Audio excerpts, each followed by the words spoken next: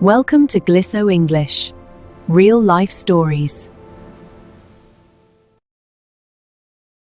Have you ever felt completely left behind by the modern world? Today's story, we meet Margaret. She lives alone, and her weekly video call with her grandchildren is the highlight of her entire world. But today, a tiny icon on a screen changes everything. When a simple technology glitch leaves her isolated and in tears, an unexpected knock at the door changes her perspective entirely. This is a story about frustration, family, and the beautiful way a helping hand can bridge the widest gaps. As you listen, look out for common English expressions about technology and deep emotions. Let's get started. Sunday was the only day of the week that truly mattered to Margaret. Every other day felt a bit too quiet, a bit too long. But Sunday was call day. Ever since her son and his family moved across the country for work, those precious minutes on the screen were her lifeline. They were her only chance to see her grandchildren grow up. By 2 o'clock in the afternoon, Margaret was always completely ready. She took great care in her preparation, treating it like a sacred ritual. She put on her favorite floral blouse, combed her silver hair, and brewed a fresh pot of chamomile tea. She wiped down the kitchen table until it shined. Finally, she picked up the silver tablet. It was a Christmas gift from her son, a sleek and glossy piece of modern technology that still felt entirely foreign in her wrinkled hands. She sat down, propped the device against a heavy ceramic sugar bowl, and waited. Her heart fluttered with a mix of nervous excitement and deep anticipation. She looked forward to this moment all week long. She couldn't wait to hear 6-year-old Toby talk about his soccer games, or see 10-year-old Lily show off her latest drawings. Living thousands of miles away from the people you love the most was a heavy burden to bear. The silence in her small apartment often felt heavy and suffocating, but she knew that in just a few moments that silence would be shattered by the beautiful, chaotic sound of children's laughter. Margaret took a slow sip of her warm tea, checked the digital clock on the wall, and stared intently at the dark, quiet screen. Any second now.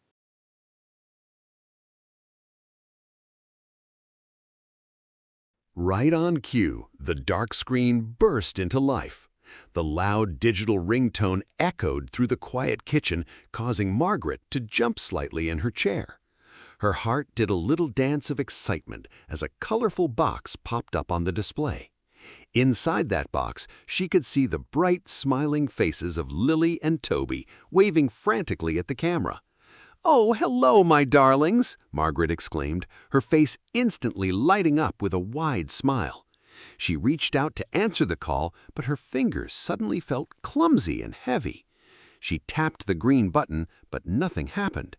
She swiped her finger across the glass, but the screen just blinked.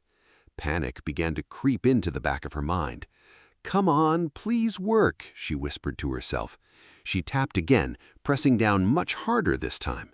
Suddenly, the ringing stopped and the video expanded to fill the entire screen. She could see them clearly now. They were sitting on their living room couch, jumping up and down. However, something was wrong. The audio was incredibly faint, sounding like a tiny whisper from miles away. Margaret leaned forward, straining her ears, but she could barely make out a single word. In a slight panic, she began tapping random areas of the screen, hoping to find a volume control. Her finger brushed against a row of small, confusing icons at the bottom of the glass. The screen flickered for a second, and then a strange silence fell over the room. The faint whispers vanished completely.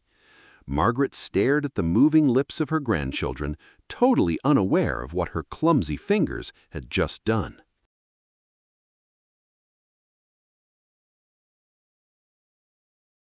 "Can you hear me, sweetheart?" Margaret asked, leaning so close to the screen that her nose almost touched the glass. On the screen, Lily and Toby had stopped jumping. They were looking at each other, confused, and then they looked back at her. Lily opened her mouth wide, clearly shouting something, but no sound came out of the tablet.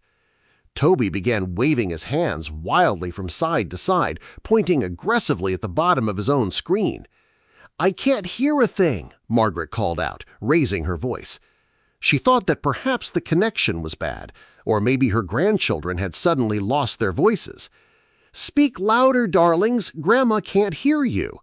She spoke at the top of her lungs, her voice echoing off the kitchen walls. But the children just kept shaking their heads. They looked like characters in an old silent movie, moving their lips and gesturing frantically, completely cut off from her world. Margaret's heart began to beat faster, a heavy weight of frustration settling in her chest. Why was this happening? Everything had been perfectly fine just a minute ago. She looked down at the screen, searching for a clue, completely blind to the tiny icon shaped like a microphone with a diagonal line slashed right through it. To Margaret, it was just a meaningless symbol in a modern maze. She felt completely trapped in a world she didn't understand, talking to a blank brick wall. She tapped the screen again, harder this time, but the silent images just flickered mockingly. The wonderful, chaotic noise she had waited for all week was right in front of her eyes, yet it was entirely out of reach.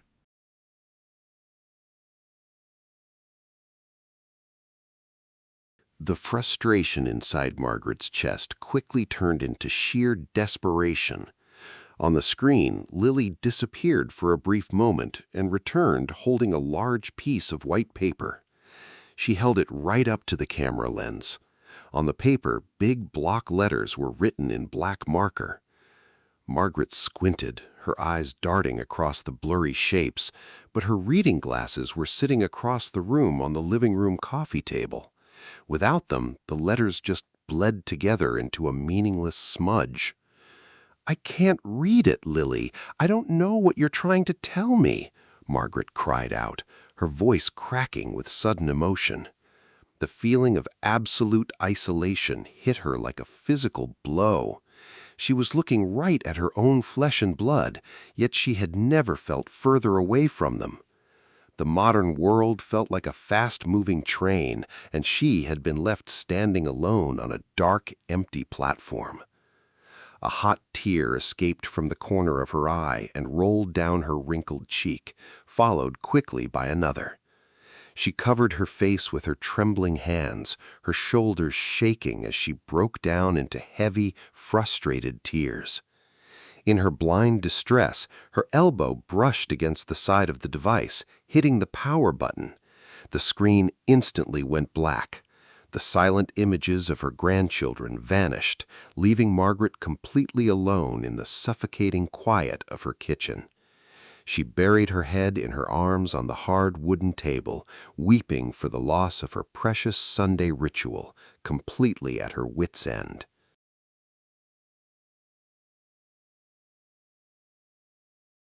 The suffocating silence of the kitchen was broken only by the sound of Margaret's soft, uneven breathing. She kept her head buried in her arms, too exhausted and embarrassed to look at the lifeless black screen. The chamomile tea she had brewed with such care sat untouched, slowly turning cold. The beautiful Sunday afternoon she had looked forward to all week felt completely ruined. Suddenly, a sharp, cheerful sound shattered the quiet. Knock, knock, knock. Margaret sat up quickly, wiping her damp cheeks with the sleeve of her floral blouse. She wasn't expecting any visitors, and she certainly didn't want anyone to see her looking so disheveled and upset. She hesitated, hoping whoever it was would just walk away. But the knocking came again, louder this time, followed by a familiar, friendly voice. "Mrs. Miller? It's Leo from next door. Are you okay in there?" Leo was a 20-something college student who lived in the apartment down the hall. He was a kind, energetic young man who often stopped by to help her carry heavy groceries or check on her smoke detectors. Margaret took a deep, shaky breath, patted her silver hair into place, and walked slowly to the front door. When she opened it, Leo was standing there holding an empty glass measuring cup, a look of genuine concern on his face. "I came over to see if I could borrow a splash of milk for some baking, but then I thought I heard someone crying. Is everything all right?" At the sight of his kind, concerned face, Margaret felt her throat tighten up all over again.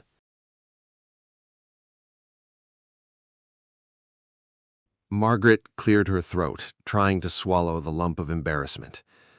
"Oh, hello, Leo," she said, her voice still a bit shaky. "I am sorry. I had a bit of an accident with that machine in the kitchen." Leo's eyes shifted to the kitchen table, where the dark tablet sat propped against the sugar bowl. He instantly understood. "The tablet? Did it freeze on you?" he asked, walking inside with an easy, comforting smile.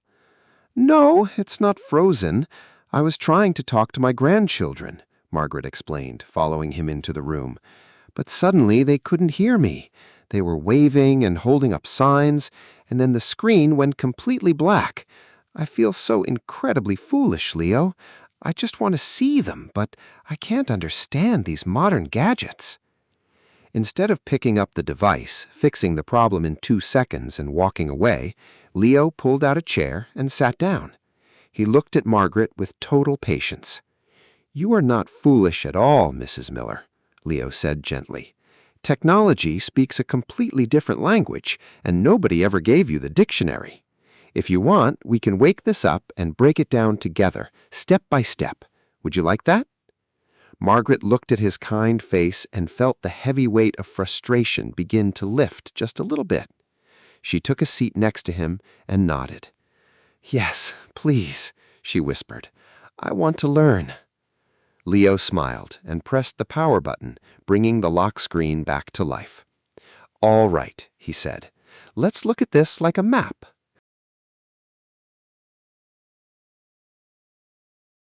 Leo pointed to the bottom of the screen, where a row of small gray symbols sat.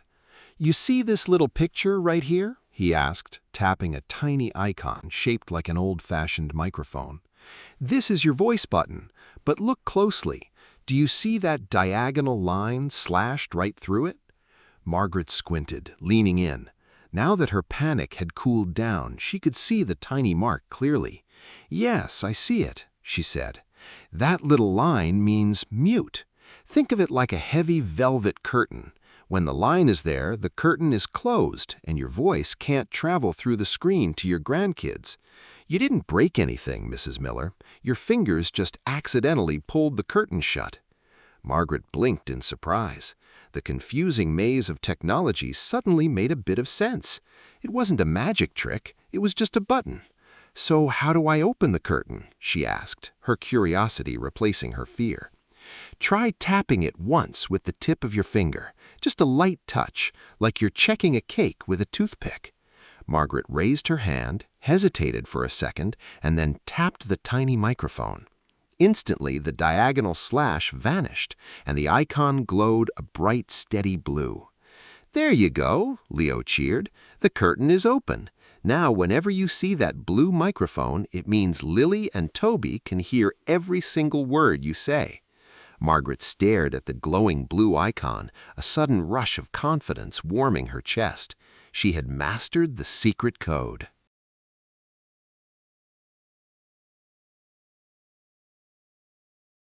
With the glowing blue icon shining on the screen, Margaret felt a sudden rush of courage. "Now," Leo said, standing up and stepping back toward the kitchen counter, "it's time to take the plunge. Do you remember how to call them back?" Margaret's heart did a quick flutter, and a few familiar butterflies returned to her stomach. She looked at the screen, her mind racing for a second. Then she remembered. She tapped the large, friendly icon with the picture of a video camera, and a list of her recent contacts popped up. Right at the top of the list was her son's name. Margaret took a deep, steady breath, looked up at Leo for a brief moment of reassurance, and tapped the name. Instantly, the loud digital ringtone began to echo through the kitchen once again. Ring, ring. Margaret held her breath, her eyes locked onto the screen. She felt like a student waiting for the results of a major exam. Would the call go through? Would she remember what to do if another button popped up? She kept her index finger hovering just an inch above the glass, ready to defend her open curtain. Beside the stove, Leo gave her a quiet thumbs up, a proud smile on his face. The suspense made the seconds feel like hours, but Margaret kept her focus. She was no longer running away from the machine. She was waiting for it, ready and in control. Ring. Suddenly, the ringing stopped, and the screen began to shift.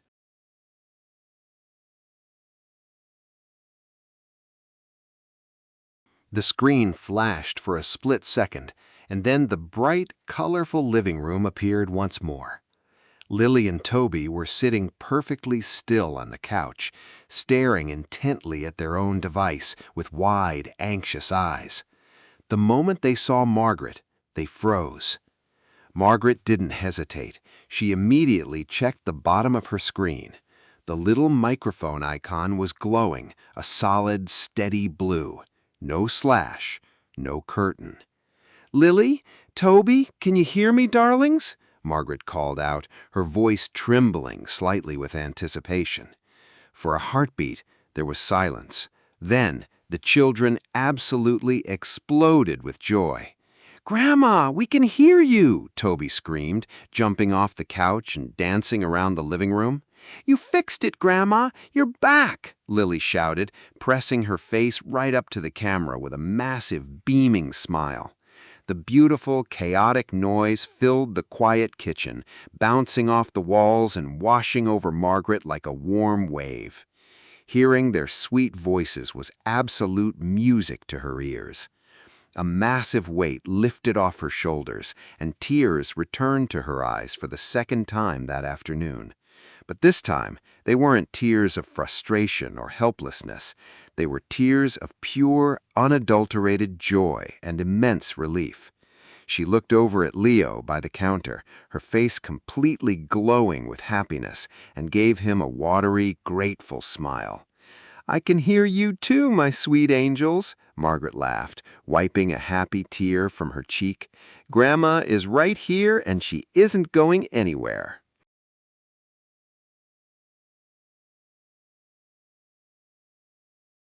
The video call lasted for over an hour, filled with non-stop laughter, stories about school, and a virtual tour of Lily's latest art project. Margaret didn't look away from the screen once, completely under the spell of her family's presence. When it was finally time to say goodbye, she blew a dozen kisses into the camera and tapped the red button to end the call, doing it entirely on her own with absolute confidence. As the screen went dark, the kitchen returned to its usual quiet state. However, the heavy, suffocating feeling from before was completely gone. Margaret stood up and walked over to Leo, who was sitting contentedly at the counter, scrolling through his own phone. "I don't even know how to thank you, Leo," Margaret said, her voice filled with deep gratitude. "You didn't just fix a machine for me, you brought my family back into my living room." "It was a piece of cake, Mrs. Miller," Leo replied with a warm, genuine smile. "I'm just glad I could help." Margaret insisted he stay, quickly reheating the water to brew a fresh pot of chamomile tea and sharing a plate of homemade butter cookies. As they chatted and laughed, Margaret realized an important truth. While modern technology can easily create terrifying gaps between generations, simple human kindness is the ultimate bridge that connects them. She looked over at her silver tablet sitting quietly on the table. It was no longer a scary foreign monster. It was just a tool, and she was finally the one in control.